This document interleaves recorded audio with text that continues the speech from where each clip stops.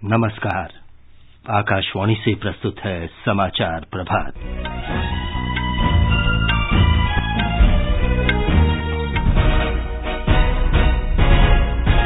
प्रधानमंत्री नरेंद्र मोदी ने कहा, छोटे शहरों में स्टार्टअप संस्कृति का प्रसार उज्जवल भविष्य का संकेत। पुराने तौर तरीके छोड़कर नई राह खोजने के लिए उन्होंने युवाओं की सराहना की। सरकार ने अंतर्राष्ट्रीय व्यावसायिक यात्री उड़ानों के स्थगन की अवधि 30 सितंबर तक बढ़ाई। केरल में कोविड मरीजों की बढ़ती संख्या को देखते हुए आज से रात का कर्फ्यू। अफगानिस्तान की राजधानी काबुल में रॉकेट हमले में 6 नागरिकों की मृत्यु। अमेरिका के ड्रोन हमले में इस्लामिक स्टेट खोरासान के आत्मघाती हमलावर मारे गए। टोक्यो पैरालंपिक में भारत की अवनी लखेड़ा ने महिलाओं की 10 मीटर निशानेबाजी प्रतियोगिता के फाइनल में जगह बनाई। हिमाचल प्रदेश के मुख्यमंत्री ने टोक्यो पैरालंपिक खेलों में रजत पदक विजेता निषाद कुमार को 1 करोड़ रुपए के नकद पुरस्कार देने की घोषणा की। और भगवान श्रीकृष्ण के जन्मोत्सव का पर्व जन्माष्टमी आज पूरे देश में हर्षोल्लास के साथ मनाई जा रही है।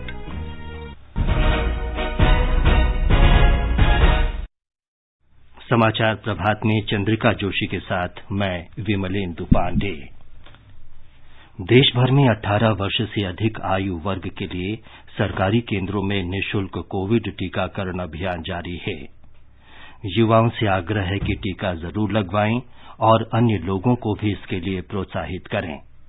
जब तक आवश्यक न हो, घर से बाहर न निकलें और सुरक्षा के 3 सरल उपायों का पालन करें। मास्क लगाएं, 2 गज की सुरक्षित दूरी बनाए रखें और हाथ और चेहरा साफ रखें।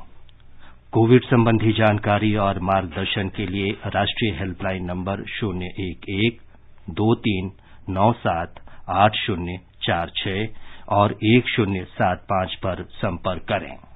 देश की स्वाधीनता के 75 वर्ष के समारोह आजादी के अमृत महोत्सव के अवसर पर सरकार अनेक कार्यक्रमों का आयोजन कर रही है।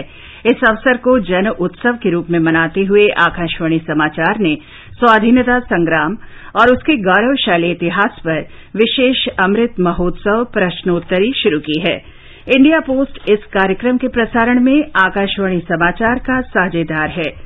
अमृत महोत्सव क्विज आकाशवाणी समाचार के साथ का आज का प्रश्न है, ब्रिटिश सरकार द्वारा 1919 में बनाए गए कौन से अधिनियम को काला कानून के नाम से जाना जाता है?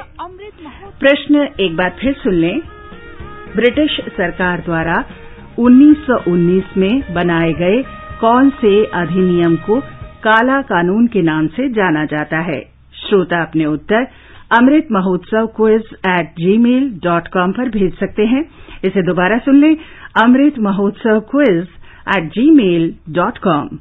आज अपने जवाब के साथ आप अपना नाम, पता और फोन नंबर भी अवश्य भेजें ताकि विजेता बनने पर हम आपसे संपर्क कर सकें। आप हमारे व्हाट्सएप नंबर 8826546262 पर भी अपने जवाब भेज सकते हैं। व्हाट्सएप नंबर एक बार फिर सुन लीजिए, 8826546262। किसी एक भाग्यशाली प्रतिभागी को विजेता के रूप में चुना जाएगा और कल के समाचार प्रभात में विजेता के नाम की घोषणा की जाएगी। विजेता को प्रमाण पत्र के साथ पुरस्कार भी दिया जाएगा। आकाशवाणी के साथ अमृत महोत्सव प्रश्नोत्तरी में भाग लेकर स्वतंत्रता की 75वीं वर्षगांठ के आयोजनों में शामिल हों। आजादी के 75 वर्षों का पर्व अमृत महोत्सव के पावन अवसर पर आकाशवाणी समाचार लेकर आया है अमृत महोत्सव क्विज। आप भी इस क्विज का हिस्सा बन सकते हैं। हमारे समाचार बुलेटिनों में पूछे गए स्वतंत्रता आंदोलन से जुड़े प्रश्नों का जवाब देकर आपसे ये सवाल प्रत्येक सोमवार और मंगलवार को सुबह 8 बजे प्रसारित होने वाले बुलेटिन समाचार प्रभात में पूछे जाएंगे। श्रोता ईमेल अमृत महोत्सव quiz@gmail.com पर अपने जवाब भेज सकते हैं। जवाब के साथ आप अपना नाम, पता और फोन नंबर भी भेजिए ताकि विजेता बनने पर हम आपसे संपर्क कर सकें। विजेता का चुनाव ईमेल पर मिले सही जवाबों में से लकी ड्रॉ के माध्यम से होगा और इसकी घोषणा अगले दिन इसी बुलेटिन में की जाएगी। विजेता को प्रमाण पत्र के साथ एक उपहार भी दिया जाएगा। साथ ही विजेता का नाम हमारे ट्विटर हैंडल पर भी फ्लैश होगा। तो आइए मनाएं आजादी के 75 वर्षों का पर्व अमृत महोत्सव आकाशवाणी समाचार के साथ।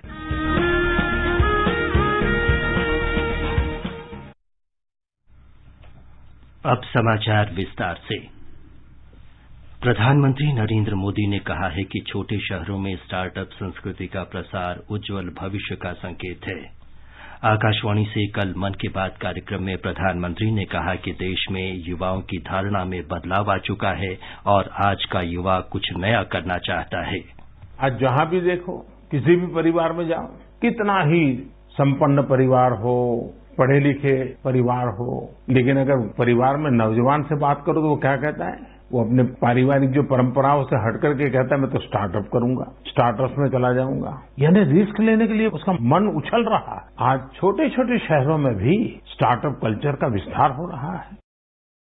अंतरिक्ष को निजी क्षेत्र के लिए खोलने के सरकार के कदम का उल्लेख करते हुए श्री मोदी ने विश्वास व्यक्त किया कि आने वाले दिनों में अंतरिक्ष से जुड़े स्टार्टअप अधिक संख्या में आएंगे और भारतीय युवा बड़ी संख्या में उपग्रह विकसित करेंगे। प्रधानमंत्री ने लोगों से कोविड रोधी टीके लगवाने का आग्रह करते हुए दवाई भी कड़ाई भी का मंत्र याद दिलाया। श्री मोदी ने देशवासियों से खेलों को प्रोत्साहन देने का आह्वान किया। उन्होंने कहा कि हाल में संपन्न ओलंपिक से देश में खेलों को जो गति मिली है उसे हर स्तर पर बढ़ावा देने की आवश्यकता है।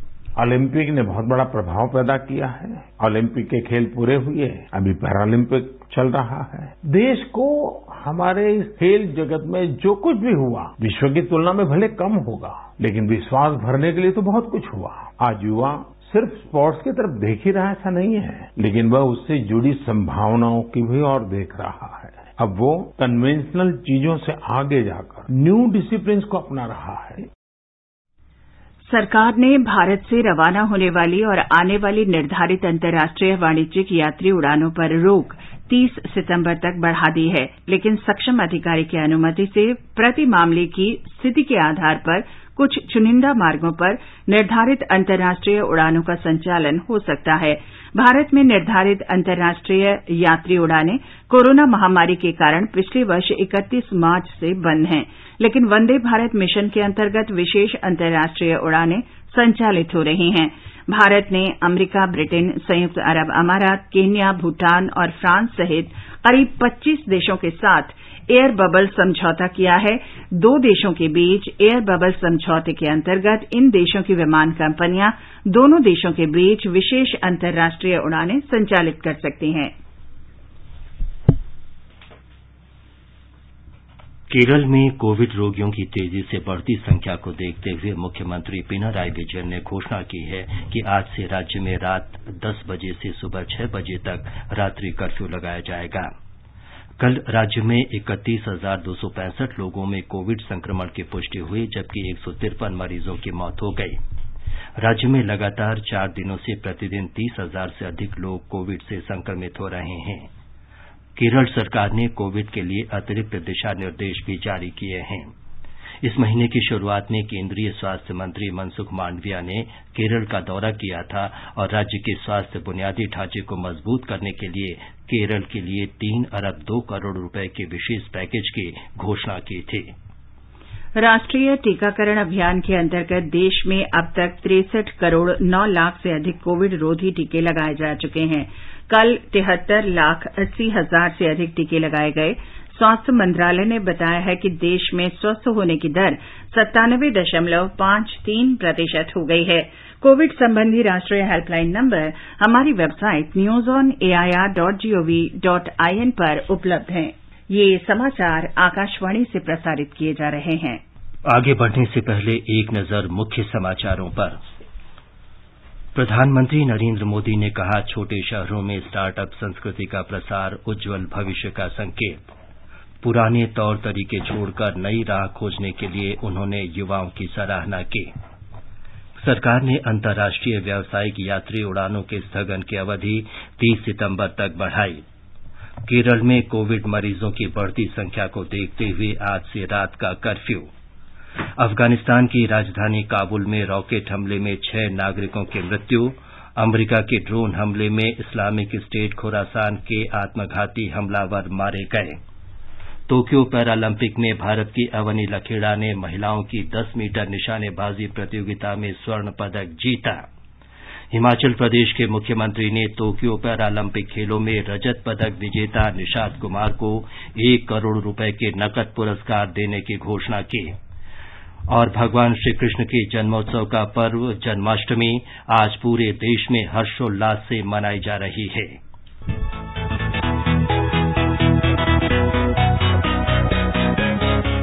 दुनिया रंग बिरंगी, खट्टे मीठे रसीले समाचारों का सतरंगी खजाना आकाशवाणी पर। खबरें होंगी हटकर, जानेंगे कुछ अलग, हंसेंगे खुलकर, करेंगे सजग। सुनना न भूलें सोमवार और मंगलवार 8 सवेरे तथा शनिवार और रविवार कार्यक्रम परिक्रमा में।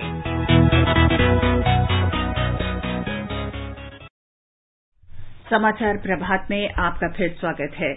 अमेरिका ने कहा है कि काबुल में कल किया गया उसका ड्रोन हमला हवाई अड्डे पर आतंकवादी खतरे को समाप्त करने में सफल रहा। हवाई अड्डे पर लोगों को निकालने का काम अंतिम चरण में चल रहा है। अमेरिकी सेंट्रल कमांड के कैप्टन बिल अर्बन ने विश्वास व्यक्त किया कि जिस वाहन को निशाना बनाकर हमला किया गया था वो पूरी तरह नष्ट हो गया। इस वाहन में आईएसआईएस खुरासान का एक आत्मघाती आतंकवादी था और इसमें भारी मात्रा में विस्फोटक सामग्री लदी थी। इस बीच अफगानिस्तान में काबुल हवाई अड्डे को निशाना बनाकर दागे गए रॉकेट हमले का निशाना चूक गया।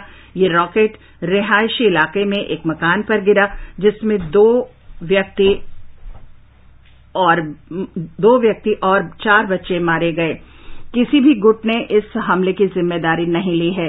तालिबान और स्वास्थ्य विभाग के अधिकारियों ने विस्फोट के बारे में अभी तक कोई टिप्पणी नहीं की है। वित्त मंत्रालय ने आयकर अधिनियम 1961 के अंतर्गत आने वाले विभिन्न प्रपत्रों की समय सीमा बढ़ा दी है। इन प्रपत्रों को ऑनलाइन भरे जाने पर करदाताओं को हो रही कठिनाइयों के बारे में खबरें मिलने के बाद ये कदम उठाया गया है। मंत्रालय ने विलंब शुल्क माफी योजना का लाभ लेने की अंतिम तिथि इस महीने की 31 तारीख से बढ़ाकर इस वर्ष 30 नवंबर कर दी है। केंद्रीय महिला और बाल विकास मंत्रालय ने राज्यों और केंद्र शासित प्रदेशों के साथ 2 दिन का राष्ट्रीय सम्मेलन आयोजित किया है। ये सम्मेलन आज से गुजरात में केवड़िया में शुरू होगा। ब्यौरा हमारे संवाददाता से। गुजरात के महिला और बाल विकास मंत्री श्री गणपत सिंह वसावा और राज्य मंत्री विभावरीबेन दवे ने केवड़िया में होने वाले 2 दिवसीय सम्मेलन की तैयारियों का जायजा लिया। आज पहले दिन सम्मेलन में भाग लेने वाले सभी गणमान्य व्यक्ति स्टैच्यू ऑफ यूनिटी का दौरा करेंगे। मंगलवार की सुबह केवड़िया के टेंट सिटी में केंद्रीय महिला और बाल विकास मंत्री स्मृति ईरानी इस सम्मेलन का विधिवत उद्घाटन करेंगी। यह सम्मेलन में जिन महत्वपूर्ण विषयों पर विचार विमर्श होने वाला है इसमें मिशन पोषण 2.0, मिशन वात्सल्य और मिशन शक्ति शामिल है। योगेश पंड्या, आकाशवाणी समाचार, अहमदाबाद। महिला और बाल विकास मंत्रालय अगले महीने पूरे देश में पोषण माह मनाएगा।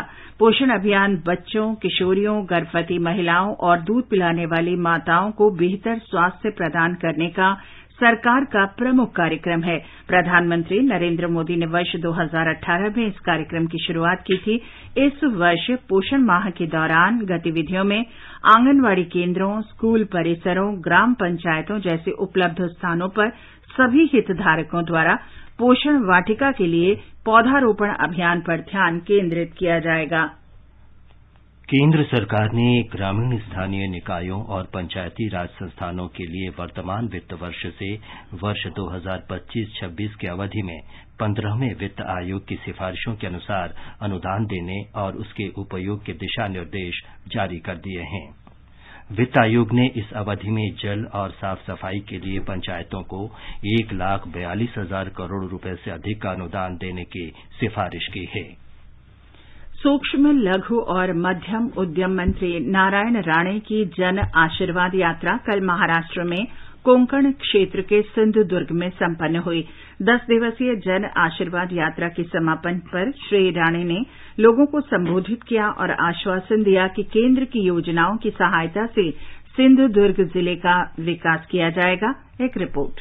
केंद्रीय एमएसएमई मंत्री नारायण राणे ने कहा कि वे सिंधुदुर्ग जिले को न केवल महाराष्ट्र का बल्कि देश का सबसे संपन्न जिला बनाएंगे। जिले में 200 करोड़ रुपयों की लागत से एक प्रशिक्षण केंद्र बनाने की उन्होंने घोषणा की। उन्होंने सिंधुदुर्ग जिले के युवाओं को केंद्र सरकार की कल्याणकारी योजनाओं का लाभ लेकर उद्यमी बनने के लिए आगे आने का आह्वान किया और उन्हें सभी प्रकार की सहायता मुहैया करने का आश्वासन दिया। महाराष्ट्र विधान परिषद के विपक्ष नेता प्रवीण दरेकर तथा भाजपा के अन्य नेता इस समय उपस्थित थे। शैलेश पाटिल, आकाशवाणी समाचार, मुंबई। लद्दाख में लद्दाख स्वायत्त शासी पर्वतीय विकास परिषद के मुख्य कार्यकारी पार्षद फिरोज अहमद खान और करगिल के उपायुक्त संतोष सुखदेव ने कल एक ऐतिहासिक कार्यक्रम में दुबई के लिए लद्दाखी खुबानी के निर्यात की पहली खेप को रवाना किया। लद्दाख के केंद्र शासित प्रदेश बनने के बाद ये कार्यक्रम करगिल के लिए मील का पत्थर बन गया है। आज पूरे देश में श्रद्धा, भक्ति और उल्लास के साथ जन्माष्टमी मनाई जा रही है। आज ही के दिन भगवान कृष्ण का जन्म हुआ था।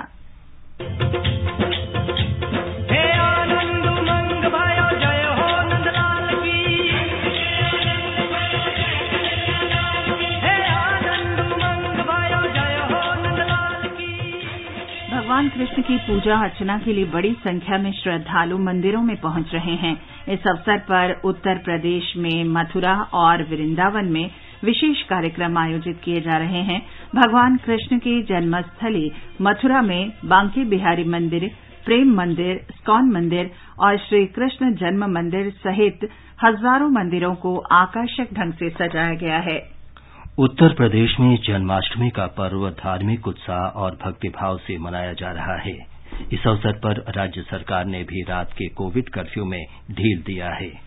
कृष्ण की नगरी मथुरा में मंदिरों को खूबसूरत लाइटों और फूलों से सजाया गया है। भगवान की नगरी में श्रद्धालुओं की भारी भीड़ मौजूद है जो कोविड के दिशा निर्देशों का पालन करते हुए प्रभु के दर्शन कर रही है। प्रसिद्ध इस्कॉन मंदिर में भी अन्य श्रद्धालुओं के साथ ही बड़ी संख्या में विदेशी श्रद्धालु भी मौजूद हैं। मुख्यमंत्री योगी आदित्यनाथ आज दोपहर बाद मथुरा पहुंचेंगे और यहां जन्माष्टमी कार्यक्रम में भाग लेने वाले वो पहले मुख्यमंत्री होंगे। राज्य सरकार ने रात्रिकालीन कोविड कर्फ्यू में उन स्थानों पर छूट दी है जहां पर पारंपरिक तौर पर जन्माष्टमी का आयोजन किया जाता है। किसी भी अप्रिय घटना से बचने के लिए पुलिस ने व्यापक सुरक्षा इंतजाम किए हैं। सुशील चंद्र तिवारी, आकाशवाणी समाचार, लखनऊ।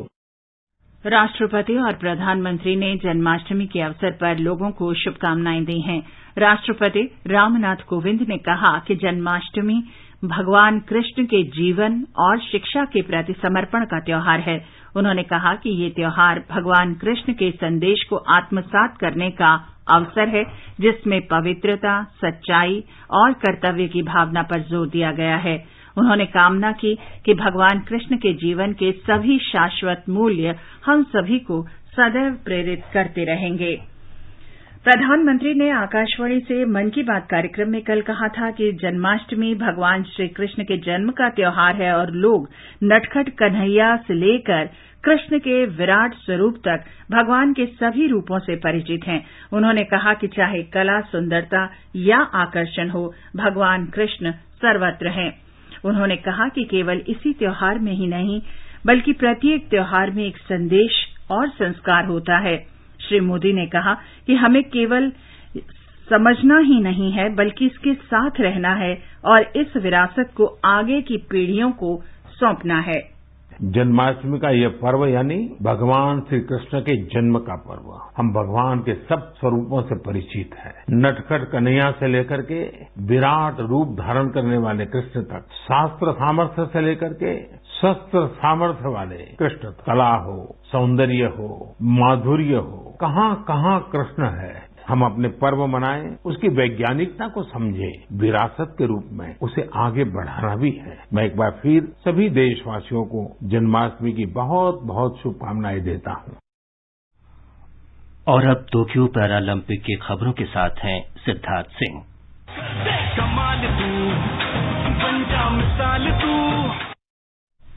टोक्यो पैरालंपिक में महिलाओं की 10 मीटर एयर राइफल निशानेबाजी में भारत की अवनी लखेड़ा ने स्वर्ण पदक जीत लिया है। फाइनल में अवनी 249.6 अंकों के साथ शीर्ष पर रहीं। इससे पहले कल भारतीय खिलाड़ियों ने 2 रजत और 1 कांस्य के साथ 3 पदक देश के नाम किए थे। टेबल टेनिस में भाविनाबेन हसमुख भाई पटेल ने रजत पदक जीता। वहीं पुरुषों की ऊंची कूद स्पर्धा में निषाद कुमार ने 2.06 मीटर की छलांग लगाकर रजत पदक देश के नाम किया। पुरुषों की चक्का फेंक प्रतियोगिता में विनोद कुमार ने 19.91 मीटर चक्का फेंक कर कांस्य पदक जीता। पुरुषों के क्वालिफिकेशन राउंड में दीपक और स्वरूप महावीर भी निशाने लगा रहे हैं। भाला फेंक स्पर्धा में इस समय देवेंद्र झांझरिया, सुंदर सिंह गुर्जर और अजीत सिंह पदक के लिए अपनी दावेदारी पेश कर रहे हैं। पुरुषों की चक्का फेंक में इस समय योगेश कथुनिया भी अपना दमखम दिखा रहे हैं। पदक तालिका में भारत 1 स्वर्ण 2 रजत और 1 कांस्य पदक जीतकर 35वें स्थान पर है। चीन 47 स्वर्ण के साथ पहले, ब्रिटेन 24 स्वर्ण के साथ दूसरे और अमेरिका 15 स्वर्ण जीतकर तीसरे स्थान पर है। इस बीच हिमाचल प्रदेश सरकार ने निषाद कुमार के टोक्यो पैरालंपिक में रजत पदक जीतने पर उन्हें 1 करोड़ रुपए के नकद पुरस्कार देने की घोषणा की है।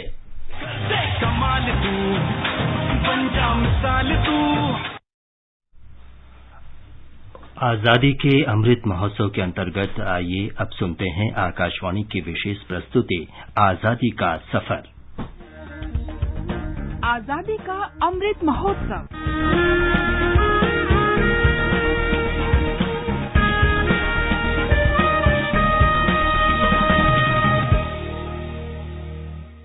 आजादी का सफर आकाशवाणी के संग एक राष्ट्र का जन्म। भारत का शानदार स्वाधीनता संघर्ष आधुनिक विश्व के महानतम संघर्षों में से एक है। आकाशवाणी आपके लिए रोजाना ला रही है इस शानदार संघर्ष की झलक। आज हम बात करेंगे स्वाधीनता सेनानी और ओडिशा के दिवंगत मुख्यमंत्री विनायक आचार्य की। इनका जन्म 30 अगस्त 1918 को ओडिशा के बरहमपुर में हुआ था।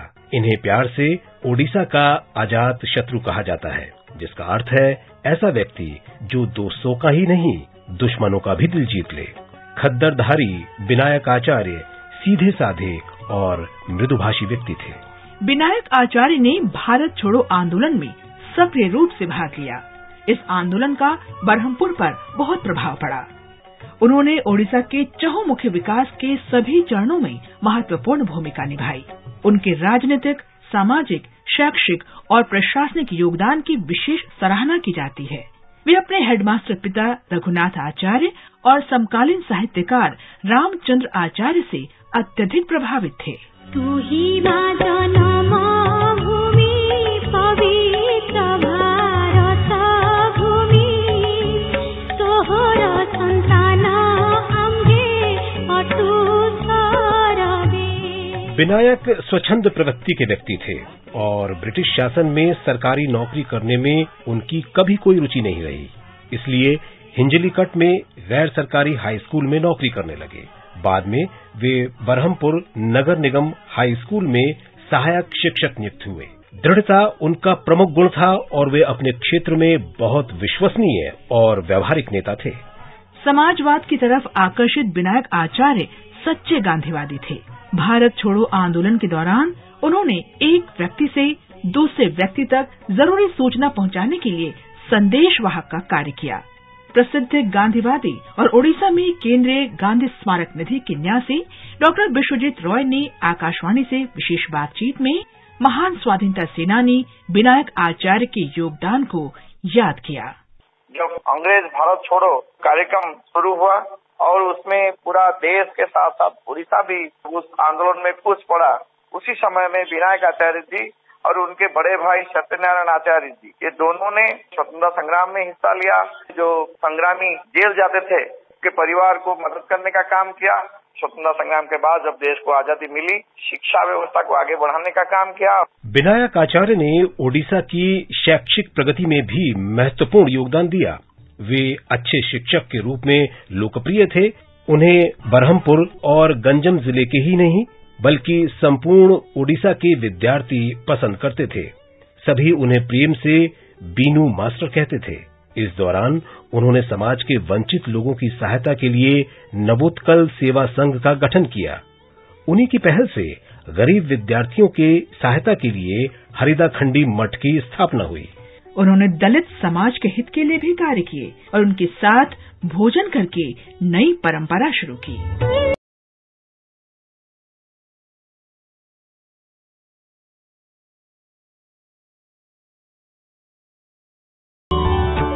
विनायक आचार्य शिक्षा के विकास, देश की संप्रभुता, धर्मनिरपेक्षता, राष्ट्रीय एकता और वर्गभेद के उन्मूलन के लिए सदैव प्रतिबद्ध रहे।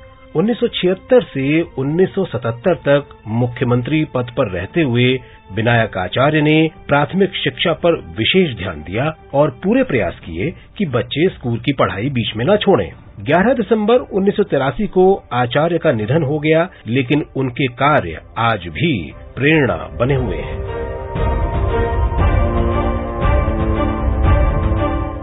राष्ट्र हित में निस्वार्थ सेवा भाव के लिए विनायक आचार्य लोगों के दिलों में आज भी जीवित हैं।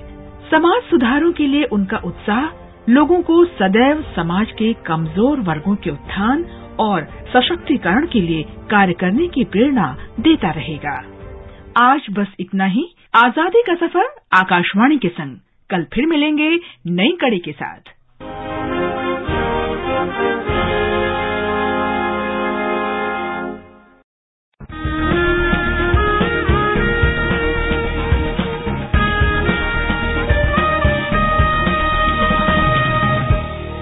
आजादी के आंदोलन के खजाने में ऐसे ढेरों शब्द जिन्होंने बदल दिए इतिहास। तारीख बदलने वाले लफ्जों पर आकाशवाणी समाचार ला रहा है विशेष कार्यक्रम धरोहर, हर सोमवार।